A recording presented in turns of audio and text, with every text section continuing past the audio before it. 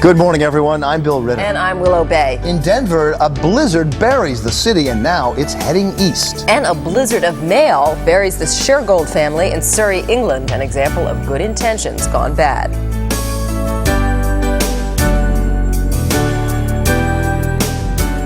I have to admit, people are feeling a little rested this morning, right? Oh, it's fantastic. An extra hour sleep. We got it? Oh, I guess everyone got it, right? Yes, because we returned to daylight savings time. It's an equal opportunity event. And if you're watching us and you did not set your clocks back, right? Fall back, spring forward, yes, fall back. Neither one of us did. I did not. Actually, the show's over now, I guess.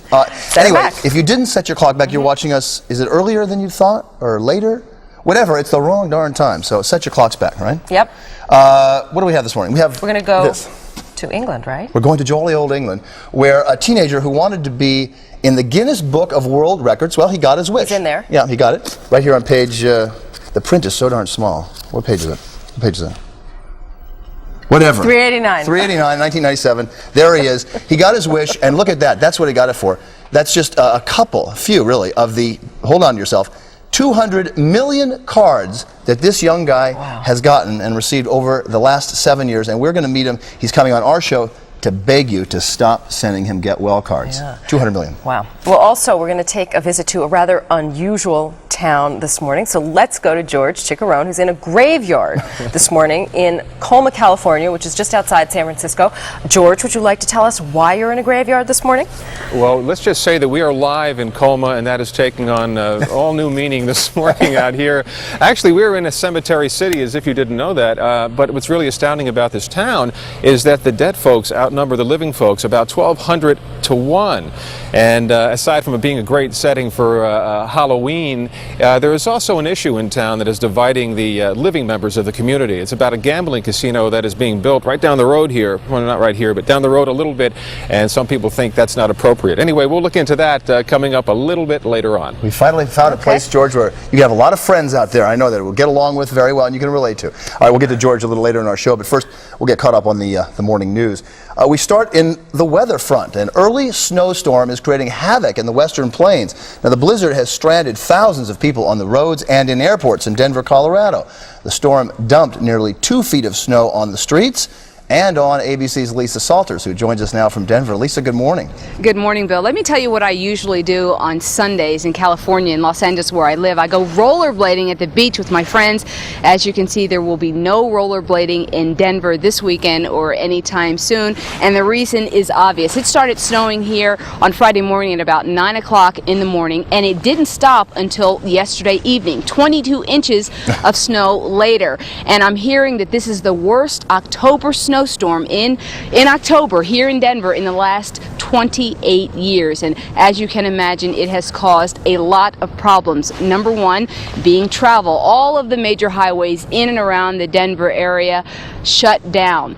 Motorists stranded by the dozens on the highways. The Colorado National Guard actually had to be called out to rescue people from their homes. Not only were the roads slick and slippery and virtually impassable, but another problem was it was very windy here in Denver over the weekend, so the snow that did fall was drifting up to 6 feet high in some places. As for Denver's International Airport, the multi-billion-dollar new airport, it didn't technically shut down, but it might as well have. Nothing was coming in or out of this airport here in Denver, and about 2,000 passengers were left with tickets to nowhere, just stranded, left to wait out the storm in the airport.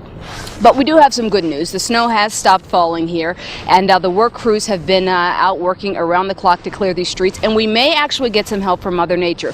Expected to get up to 40 degrees here in downtown Denver today. Still pretty chilly, but tomorrow close to 60. It's not Los Angeles, but that's more my speed. Right, but you'll be heading back, and next Sunday, I guarantee it, well, I can't guarantee it, but I bet you'll be rollerblading again. Lisa Salters reporting from snowbound Denver. Thanks a lot. Willa? Thanks. Organizers of the Million Woman March say over 2 million people rallied on the streets of Philadelphia yesterday. Now, police say there were anywhere from 300,000 to 1 million. But by any measure, the gathering of African-American women was an impressive showing for a demonstration organized mostly by word of mouth. Here's ABC's Bill Rediker. It began in the shadow of Independence Hall, in the cold and rain. A small band of women whose march grew and grew and then jammed the streets, hundreds of thousands of sisters in the city of brotherly love. The Million Woman March was modeled after the Million Man March of 2 years ago. But unlike the Men's March, this was truly a grassroots effort, organized by only 2 local African-American women. They said this could not be done. They said we did not have PR. But what we do have is power. People power that celebrated a common goal, unity, and the desire to collectively make life in their community better, safer. The themes of the event were repentance, resurrection, restoration. Religious references to be sure, but ones that many here said they could personally relate to. We repent for all things we do wrong to others. Restoring our families, our youths, our neighborhoods. Resurrection because it's bringing everyone together and bringing them up to another level. The keynote speaker was Winnie Mandela, the former wife of South African President Nelson Mandela. Afro-American women, yours is a story of survival. But it was average women who seemed to understand best that the march was just the first step. The work really begins after this, in our communities, at the grassroots level. By the looks of the turnout, it appeared there would be plenty of help. Bill Redeker, ABC News, Philadelphia. An impressive event yesterday in Philadelphia. China's President Jiang Zemin begins a week-long visit to the United States today. He will begin in Hawaii. Trade is expected to be the main topic at his upcoming summit meeting with President Clinton. Now, critics have been trying to refocus attention to China's human rights record. But before the Chinese leader left Beijing, he made it clear that was not going to be a topic on his agenda. Here's ABC's Jim Laurie. It was a supremely confident leader who said his farewells before departing for the U.S. From the Chinese point of view, only good can come of this visit. Jiang Zemin will be portrayed as a strong leader who will not be giving in to critics of China. What you call dissidents are people whose cases are handled not because of their political views, but because they violated the criminal law of China. No movement, then, on freedom for political prisoners. Jiang gives little ground on human rights, religious freedom, repression in Tibet. Yet he is trying to project a new image of a kinder, gentler Chinese leader. At his first ever news conference for American reporters, he tried out his English. Maybe some misunderstanding between us. If direct contact will be solved this problem better ones. In other words, the more contact we have, the better we'll understand each other. Since the funeral of China's paramount leader Deng Xiaoping, when Jiang delivered a tearful eulogy, the Chinese president has clearly gained in power and stature. But he's a leader not afraid to relax, seen dancing on a state visit to the Philippines. He also says he likes American history, technology, and music.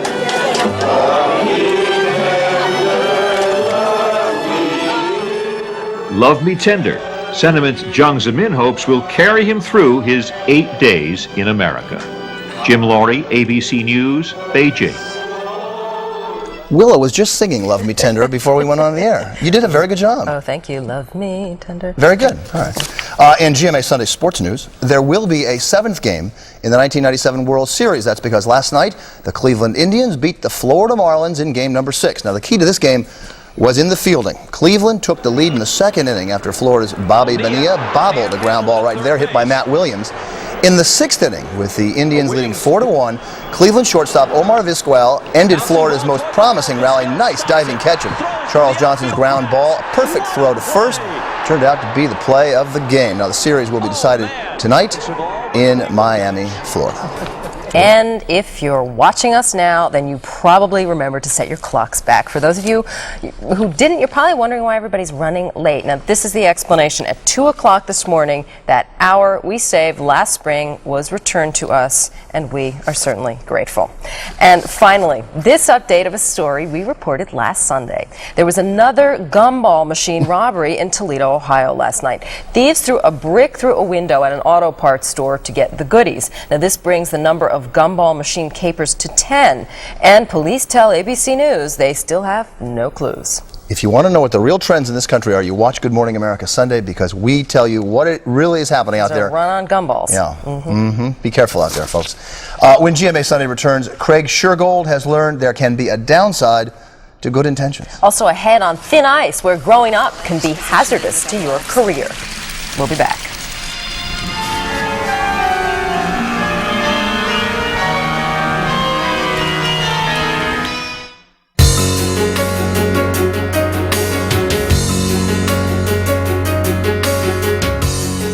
Moral of our next story is, be careful what you wish for. When Craig Shergold was a boy, he was diagnosed with a malignant brain tumor. As a last request, he asked people to send him get well cards. And they did. The story began in 1989 in a small town outside London. 10-year-old Craig Shergold was diagnosed with a brain tumor, and he had one last wish: to be in the Guinness Book of World Records as the person who received the most get well cards ever. Craig's plea was heard by the Children's Wish Foundation International in Atlanta, and they sent out a worldwide call for cards. It didn't take long. Cards started pouring in at a staggering rate. Soon, Craig's wish was fulfilled. He received a record 16 million cards. But that's when the problem started. Okay, his wish actually has already been completed. He's already in the Guinness Book. The cards kept coming, and coming, and coming. By 1992, Craig had received 33 million of them. His wish was completed May of 1990. Volunteers quit counting when that number went up to 70 million. And since that time, the mail is still coming in, but we are trying to put a stop to it. Now, while all this was going on, Craig had surgery here in the United States. It was paid for by an American philanthropist. His cancer went into remission. Today, he is healthy and in college, but the cards keep coming. And Craig joins us this morning from his home in Surrey, England. Along with him, his mother, Marion Shergold, and his father, Ernie Shergold. Good morning to all of you. Good morning, Bill. Craig, we said in the piece just now that you were healthy and a college student. Tell us how you're feeling right now. I'm feeling great, thank you, Bill. I couldn't be better. I'm having a great time in college and it's ace. Well, that's great. That's great to hear. However, I know you're not happy and feeling great about all these cards. We said that they stopped counting at 70 million cards. How many cards have you received so far? Over 200 million. 200 million cards. I guess it's a great outpouring of sympathy and empathy by people around the world, Craig. But how does that make you feel, number one? And how does it make you feel that they're not stopping? It feels great that so many people care, but I just wish they'd stop wasting their money sending them to me, because I'm well now. I don't need them. I wish they'd help some other people, some other kids. Right. What has this done to your family and to the little town of Surrey, England, which I understand is getting as many as 300 of these get well cards per week? Did I say 300? Yeah. 300,000 of them, I should say. Yeah, that's right. So what do you do with all What these? has it done? I'm sorry, Craig, I didn't mean to step on you. We recycle, Bill. Everything's opened. As you can see by some of these that are here now, everything's recycled. Every stamp is saved for charity, and then all the waste paper, once they're all opened, it all goes to help cancer research in England. So nothing gets wasted. All right, well, that's a good cause. But it really is a lot of work. You know, we sort of tease this story saying, be careful what you wish for, you know, it might happen, and that's something that our parents always told us about and warned us about. Did you have any idea that it would get to this point? Not at all. Yeah. No, it's quite amazing, really. But we thank God for the cards, because without the cards, Mr. Kluge, who paid for Craig's operation, and Dr. Cassell, who performed it, would never have heard of us. Right. I should say that's... Without the cards... Go ahead. Without the cards, Craig would have been, dead and buried in 1991. You made reference to we Mr. thank God for him. Yeah, thank heavens for that, indeed. And you made reference to Kluge. That's Mr. John Kluge, who's head of Metro Media, and I guess he's the philanthropist who funded his operation. He's a wonderful man. He's the best man in the world, my guardian angel. Oh, I'm sure you feel like that, Craig. I have to say, I did some surfing on the internet last night in anticipation of the story, and there were a lot of references. There was the plea by the organizations to stop sending cards, but also what appears to be something of a hoax to try to get people to continue sending these things, I assume, to collect people's addresses. Do you know anything about that? Yeah, someone's put a hoax around that we want all these business cards, compliment slips and all sorts of stuff. We're getting loads of them, but it's all false. I don't want nothing. I'm well, I'm happy, I'm in the Guinness Book of Records. I ain't in this year's one. They took it out for some reason, but I'm in it and I'm well. I couldn't be better. Well, we're happy to hear that. I don't want nothing. We saw your name in the Guinness Book. Congratulations. And you're making your plea on our show. Hopefully people will respond. Stop sending your cards. The Shergolds in Surrey, England, thanks for joining us this morning. Good luck to you. Thank you, Bill. All right. Thanks very much. Thank you. Bye-bye. And when GMA Sunday returns, today's top women figure skaters are barely past puberty, and already they're writing their memoirs. We're going to take a look at what's behind this youth movement on ice. Stay with us. Good Morning America Sunday is brought to you by Prudential Insurance. Well did. Very nicely done.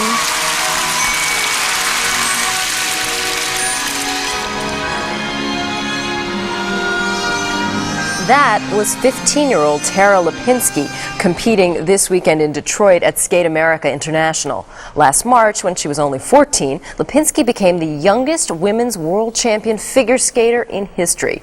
As a world champ, she's certainly incredibly talented, but as Christine Brennan reports, Lipinski's teenage success is not that unusual. In the world of figure skating today, girls rule.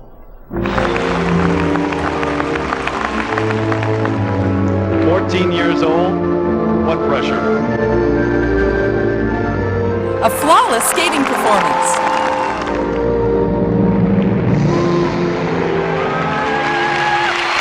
Oh my, oh my, oh my. An athlete basking in the glow of victory. You may be looking at the youngest champion in the history of ladies figure skating in this country. I'm so proud of you. 5.9, 5.8, 5.9. Another champion is crowned. 5.9. But something's different. The ladies figure skating champions these days are not women, but in fact are little girls. They changed the rules of the sport and they took the school figures out. It gave these little jumping beans, that, you know, and the very young people the opportunity to leap to the front right away. School figures were the painstaking tracings of figure eights that forced the teenage jumpers to creep slowly through the ranks before reaching the big time. I think that you know, special thing that little people have that are quick should be appreciated, but I think also the artistry, you know, the flow, the beauty of skating should also be appreciated. But with the new rules, two skaters have jumped to the front of the line and are favorites for the 1998 Winter Olympic Games. 17-year-old Michelle Kwan and 15-year-old Tara Lipinski. They are competing this weekend at Skate America International, the first competition of the Olympic season. They are pushed in a more grown-up environment much earlier than the average kid.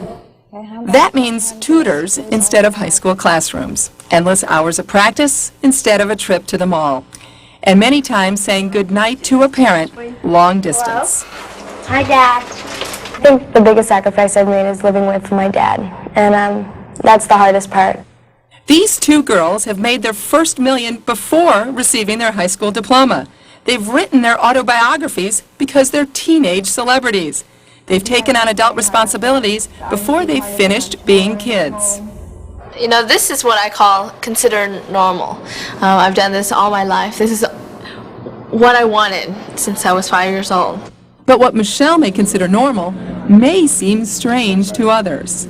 I think further on in life, I'd like to experience, you know, how it'd be in school with all the kids, going to college and getting the best of two worlds. But for now, they're living life in a fishbowl. They're growing up center ice with millions of people watching. One mistake can cost them the U.S. championship. That's a lot to ask of a kid who still plays with stuffed animals. Is it possible it's too much too soon? I hope that they can have a normal life after all this is over, too. It worked for me, and I had a good support system around me that kept me pretty centered and kept that perspective in the right place. But we won't know whether this generation of young skaters can keep their perspective until they grow up just a little bit more.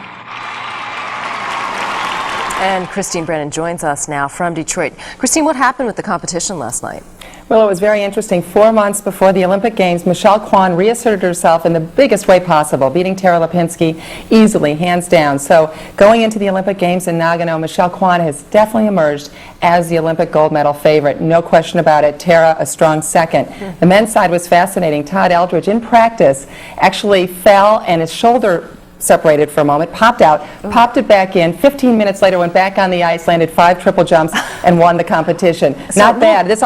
A little drama last night, in other words. It always happens in Detroit, something always weird. That 4 years ago, of course, the knee whacking episode. Wow, well, this is, of course, first in a series of 6 events leading up to the Olympics. Now, I always remember skating being a young woman's sport. Is it really more of a girl's sport today?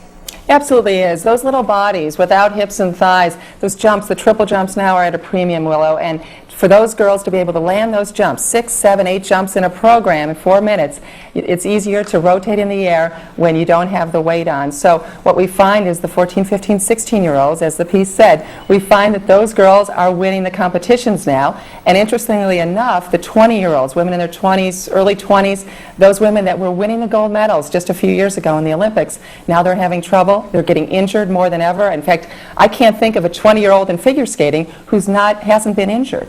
Really? Okay, well, Christine, thank you very much for joining us this morning. Will, my pleasure. Okay, thank you. It. And you can see Tara Lipinski and Michelle Kwan compete in the Thrifty Car Rental Skate America on ABC Sports. Starts November 9th.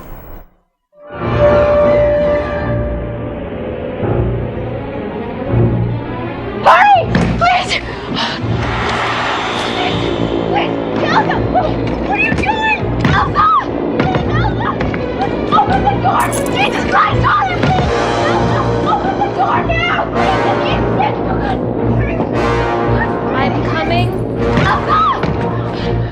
Well, it was once said we have nothing to fear but fear itself, but obviously FDR never met Wes Craven, the Hollywood producer who made his name making incredibly scary movies. And thanks to Mr. Craven, today there is plenty to be afraid of, and it's all at a theater near you. Dana Kennedy is here to tell us all about it. I have to tell you about Willow. She turns her head in movies, scary movies. She will not look at the scary parts. Just watching that clip. You did, see? She doesn't even go to scary movies. I know. That's what she informed me about. It's real. Yeah. There are a lot of them out there, and there's a new favorite I understand that you like. That was a little bit of, right? That was I Know What You Did Last Summer, which opened last week, and it beat out, for instance, Devil's Advocate with Al Pacino and Keanu Reeves, these two essential, like almost quasi-teenage girls, Sarah Michelle Gellar and Jennifer Love Hewitt, both from TV shows, starring in this new horror movie, and it's part of this new genre of horror movies starring teenage girls, or girls about 21, that are just really, really hot right now in Hollywood. And Scream was the last big hot one that Wes Craven actually made, right? Scream came out, yes, last year, and it really resuscitated the whole genre of teen horror films. Are they one of your favorite genres? They're not. Look at this. Here we're seeing Scream right now. You know, there are some, I would imagine, who would say, you know, yeah, these young women screaming, terrified, it's just sort of a misogynistic trend in Hollywood, isn't it? You know, I don't think it's so misogynistic, because what's great is these women like Drew Barrymore, Courtney Cox, and Neve Campbell were all in Scream, and they made $103 million, this one movie, starring these young women. And then this latest movie, I Know What You Did Last Summer, knocks out the guys, so I don't think it's totally misogynistic, Sam, because they're the stars of these movies. I Know What You Did Last Summer as well, my friend. And what was that, Bill? You were right here on this show Yes, all I summer, was. every weekend. And there are more Screams on the way, right? There is, so to speak. Scream 2 in December, and Scream 3 already green-lighted, which gives you an idea what kind of franchise this is. Now, it's interesting that you think they're misogynistic, because arguably these horror movies can make a name for a young actress, a la Jamie Lee Curtis, right? Was that in the 80s? Halloween, She began it in 1979 with John Carpenter's Halloween, and that went all through 5 sequels that spawned. So you can't look down on these. You're going to stay with us and give us a little quiz at the end of the show, right? Oh, I am? Okay, yes. Oh, sure. We'll be Of course, right back. a quiz?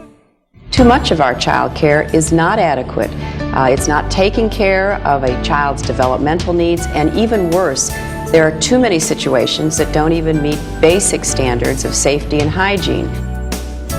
That was Hillary Rodham Clinton on Good Morning America Thursday, talking to Lisa McCree about an issue that affects nearly all of us at some point in our lives, child care. An estimated 30 million children are cared for part of the time by people other than their parents. And I guess 12 million of those are children under 6 who kids. are really, arguably the most vulnerable. Now, Mrs. Clinton has really taken up this issue as she turns 50. It's part of sort of a coming out strategy on her part. And we were actually going to call her this morning because today's her birthday. Is Mrs. Clinton's 50th Why didn't we call her? Because we thought she'd be really mad if we woke her up. It's early in the morning. It is, but she got an extra hour's sleep. But we can wish her happy birthday. Happy Yep, she got an birthday, extra Mrs. hour's Clinton. sleep. And of course, Chelsea, her daughter, is visiting from Stanford. Apparently, she's back in Washington just for her mother's birthday. And so happy birthday to everybody at the White House. Sir. Exactly. It was a big week with this White House conference. And later on in the show, we're going to be talking to a child care advocate, right, who was at the conference. And wants to basically beef up federal regulation and have private sector come along and do something to help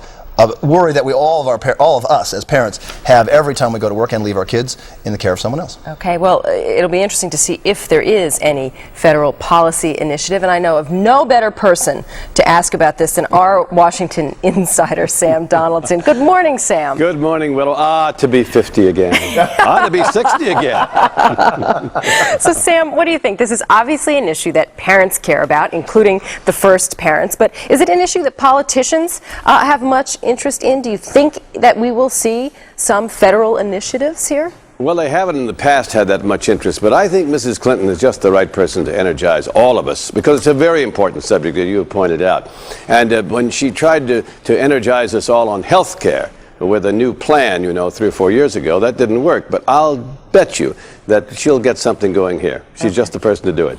Sam, I know this morning you are going to be talking a bit about the frenzy that we saw in markets really all over the world this week when the plunge in Hong Kong proved to be contagious. Now, President Clinton has always said that our economic success essentially is very much tied to the Pacific Rim. Does that then mean that our economy is at great risk because of all this instability? Well, most of the experts don't think we're at great risk at the moment, but we're going to be asking Robert Rubin, the Secretary of the Treasury, on This Week, along with others, that very question.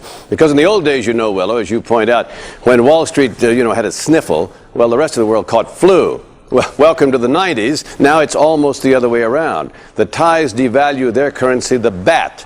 That causes instability on the Singapore and the Hong Kong markets, and Wall Street drops last week. No one, however, thinks that we're in for another, 508-point plunge, but it's a little scary, particularly if you're an investor who doesn't have any experience with a down market. You just think, wow, this is great, I just make money. Yeah, you better watch. Yeah, exactly. That can't last for too long. So is the White House formulating some sort of strategy here, or are they just sort of waiting and watching? No, I think the strategy is just simply to say everything's fine. The fundamentals, and I think they're right, in this country are still very good.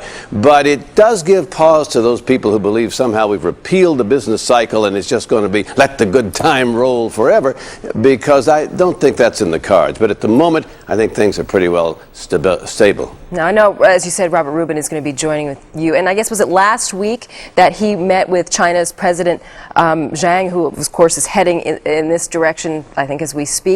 What's his sense of the changes that we may see in the Chinese economy? Well, the Chinese have been moving toward a market economy now for years and years. Deng, their late leader, put that economy on that track. At the same time, though, the problem is in human rights. They've been moving toward a market economy, but the suppression of their own people remains pretty strong. The president has said that he will bring this up with Xiao Ximing, and I take it he will. But we're sort of on two tracks. People think that China, and I believe they're right, is so important that we're going to have to continue to deal with it. On the other hand, we don't like the human rights policy. Yeah, it'll be an interesting visit this week, Sam. And Sam, we'll be watching later on this morning on This Week. Thanks as always for joining us. Someday it will come to you. Deep in the next century, you will turn 50. Deep, way deep. Way. Towards the end of the century, I think. Isn't that what it is? No, isn't it the end Thank of the century? you, Sam. Bye. Hey, Sam, as long as we have you on the horn, how would you like to live next to a graveyard, Sam?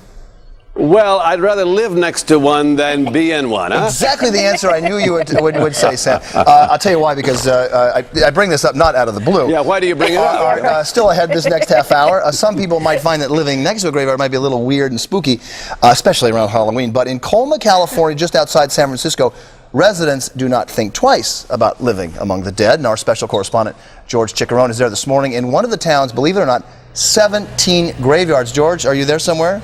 You're somewhere. You know, Where they are have a saying in town here. Do you know what it is? Oh, tell me. I know you're going to tell me. It's great to be alive in Colma, and that takes on, Now you understand I why. do. They're in the It's minority. also a minority, right. It's also a great place, as we said before, to spend Halloween, but it might not be such a great place to put up a casino. Well, maybe not a full-blown casino, but there's talk around here, more than talk. They're actually bulldozing down the road to put in a card room, which would be just card games, but it's still gambling. Yeah. And a lot of people aren't too pleased about that, and that's one of the issues we're going to be taking a peek at later. All right, we'll get to you in just a few minutes. Hey, George, what's the temperature up like out there? It's about 50 degrees or so, I would say. And you know how I know that, right? How? Because you told me. Yeah, I told you that, Steve. But that's because weather. I do the weather on the show most of the time, so I knew this. It's going to get a high of about 74. You'll be able to take off your coat, George, and we'll see you in a few minutes. All right. And now here's a look at the nation's weather right now. Winter is getting a hefty start in the west. The snow has stopped in Denver, but very cold temperatures will continue there, with highs creeping only into the low 40s this afternoon. In Colorado and Wyoming, a few snow flurries or light snow showers are possible, but the storm system that produced heavy snowfall in the Rockies and Central Plains will drift eastward today. Winter storm warnings and watches remain in effect through this afternoon for eastern Kansas, where 4 to 6 inches of snow are expected. Now, for more on your local weather forecast, check out abcnews.com, on America Online, or on the World Wide Web. And GMA Sunday continues right after this. Good Morning America Sunday's weather report is brought to you by Crest Cavity Protection.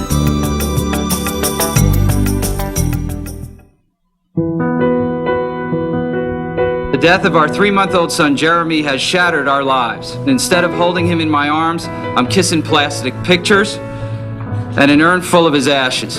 Every day, every minute of every day, I think about my son. It's a living hell. Do you understand me? That was Mark Fiedelholtz speaking earlier this year after his infant son Jeremy died at a daycare center in Florida. He is now leading the charge for federal regulation of childcare. Now, his personal tragedy speaks to the anxiety parents do feel when they leave their children in the hands of any other person. Those fears and the overall state of childcare were the focus of a White House conference this week in Washington. Joining us here in studio is someone who was there, Richard Stolley. He is president of the Child Care Action Campaign. He is also senior advisor at Time Inc. I guess it's Time Warner Inc. now, right? In my case, it's Time Inc. Just Time Inc. The magazine. Okay. Yeah. Time Inc. the magazine. Yes. Well, thanks for joining us. Bill. We just saw that father in a lot of anguish. As tragic as it is, how often does that happen, or how rare is it? Well, fortunately, it's very rare. It's very uncommon. What is not uncommon, though, are the circumstances in particularly family child care centers which can lead to this sort of thing. It is, in many ways, a miracle that it doesn't happen more often. Thank God it doesn't. Is that because these things are not very regulated, right? Well, they're not regulated, or if they are, they're not inspected. Unfortunately, because of the lack of investment in child care in this country, workers are not very well trained. All of this sort of thing leads not only to possible physical damage, but quite frankly, far more important, there is intellectual, emotional, and mental damage to children in bad child care. And all the research that we've seen in the last couple of years about brain development in infants and how important it is to stimulate them. If they're not getting proper child care at a daycare center, to stimulate them, they can pay for it later in life. This is precisely why we're doing what we're doing. Mark Fiedelholtz, the father, yes, is really leading this charge. He wants federal regulation of daycare centers, standards set for workers. Do you think we should go that far? Politically, it is, I'm afraid, totally unrealistic. There are some things we can do. We could credential workers by the state. The more we get away from state and local, the more people get nervous. There could be federal standards, voluntary, with financial incentives for those states that follow these standards, but I don't think politically this country is prepared to go beyond that. But the standards you do agree with? There should be some basic minimum standards? We ought to know what constitutes good child care. We know what good child care is. Now we've got to convince the country that this is important to them. You know, it is this sort of deep secret that all parents deal with. We happen to have good child care. I'm very happy with it. But, you know, to leave your child with someone other than a parent is a tough thing to do. And we all come to work and we sort of ignore it. No one deals with it. What role does business play? I know that Time has an amazingly progressive child care situation set up there. We do. We have a backup child care center right in the Time and Life building. It's wonderful to see these little tykes running across the lobby of the Time and Life building. Business is absolutely essential to good child care in this country. Not only to give its employees good child care, but to help in the communities, because that's where their future workers, where their customers are coming from. Well, that would be the enlightened self-interest approach. Not all companies feel like time to. Your organization has put together some tips that we've sort of accumulated here, and we're going to show the viewers that. First, visit every room in the home or center that you are thinking of selecting for your child. Next, observe the behavior of children and caregivers together. Calculate the ratio of caregivers to children. Ask about the training and experience of all employees. And most importantly, get referrals and stop by for unannounced visits. And yet that's what thing that Mark did in Florida, and it didn't seem to help him. Well, that child care center had too many children, and they were in the back rooms. That's why you've got to go through the entire child care center. The state or the city ought to be making those unannounced inspection visits. If they don't, the parents should. Good advice. Dick Stully, thanks for joining us, and keep up the good work. Thank you, Bill. All right. When GMA Sunday returns, we are going to take you to a town with ghosts and goblins to spare. Stay with us.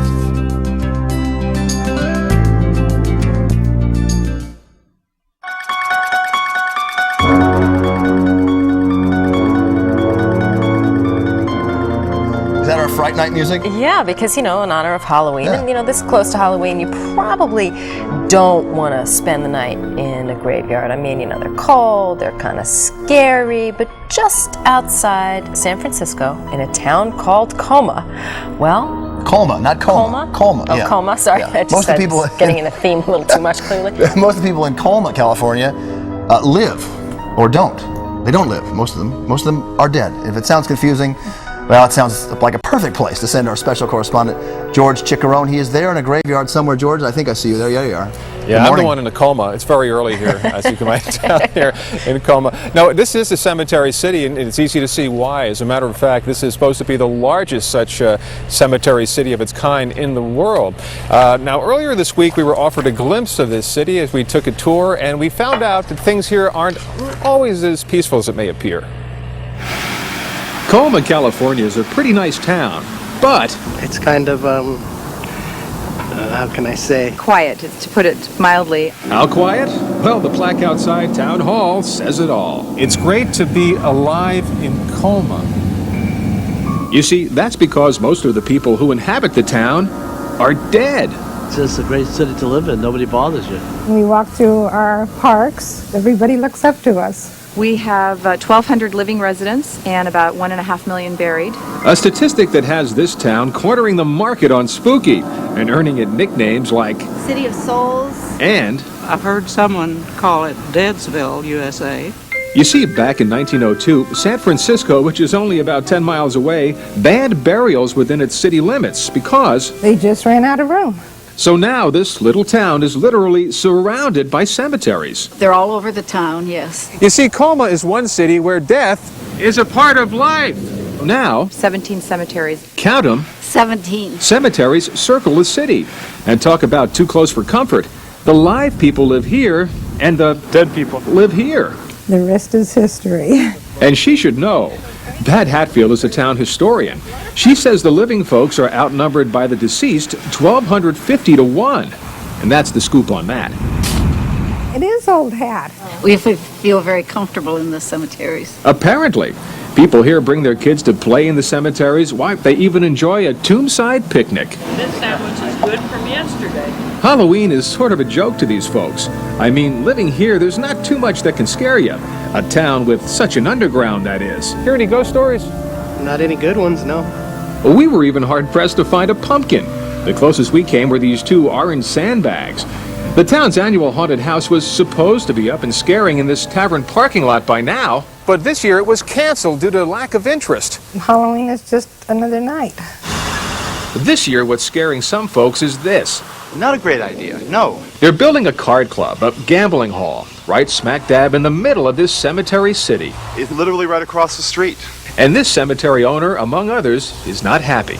It's not only in bad taste, but I think it's an insult to the people who've been buried here and who are going to be buried here. But according to the mayor, the hall would mean big bucks to this necropolis, to the tune of between $3 million and $10 million of revenue to the town. I don't have a problem with it, and I know the majority of my residents don't either. Well, it's always been so quiet here.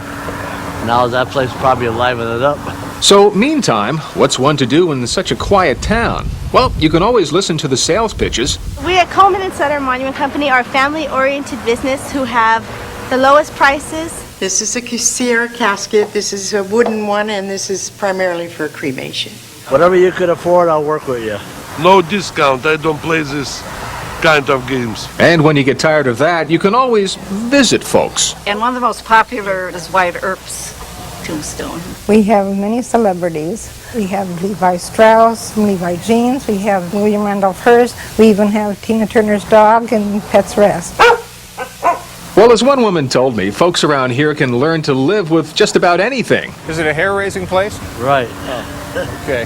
They say they will always respect and never forget about the very silent majority of residents they share their town with. Like the sign says, It's great to be alive in Colma. It is great to be alive in Colma. Getting back to that gambling issue, a local legislator tried to get a bill passed that would stop the construction, saying that it's not right to put a casino up in such a cemetery city. But 1 week ago today, that was vetoed by Governor Wilson, so it looks like the casino is going up. It's going ahead. Now, George, this is not exactly a town that's hurting for cash, right? No, as a matter of fact, because there's only 1,200 living people here, and they get most of their revenues, about $3.5 million from the strip malls that are set up around here, and they send their kids to camp, all paid for by the city, and as a matter of fact, there's like 10 box seats, if you excuse the expression, that they offer up to residents out here, first come, first served basis. So, no, they're not hurting. So they left their... Free summer camp? Yeah. So they left their hearts in San Francisco, but everything else went down to Colma, right, George? You got that right. That's for sure. It's a nice place. The people are really wonderful. Okay, George Chickarone in Colma, California, where the dead outnumber the living 1,200 to 1. We won't be going there. I've been there several times, but I'll tell you something. It's not necessarily a vacation spot you want to go to. No, okay. Not for family vacation. I'll bring you back some flowers. Well, stick with us, George. Thanks, George. Don't steal anything. Yeah, don't do that, George. I'll get my own here. Thanks. We'll be right back after this. Stay with us.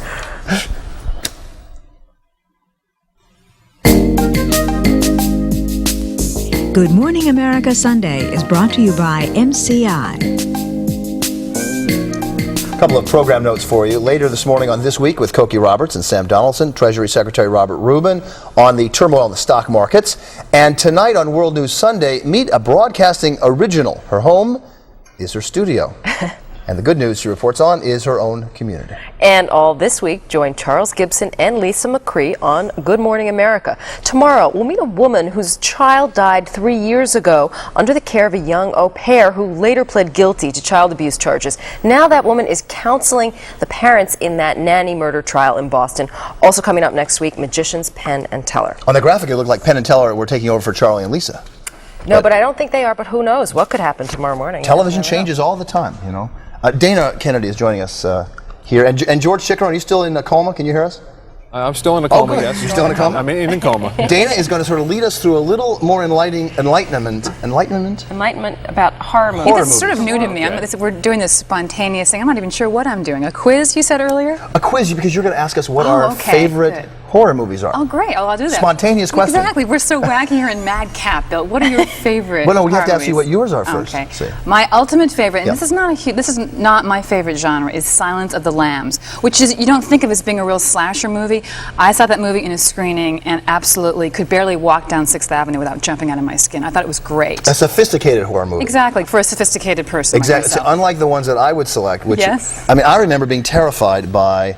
Now I completely forgot of it. Baby Jane, what was it? Baby Jane. Whatever happened to Baby Jane? I came home from that movie as a young kid, looking around corners before I would walk into a room. I was absolutely terrified. But actually, you said, though, you told me yesterday, what the most frightening thing that you ever saw on television?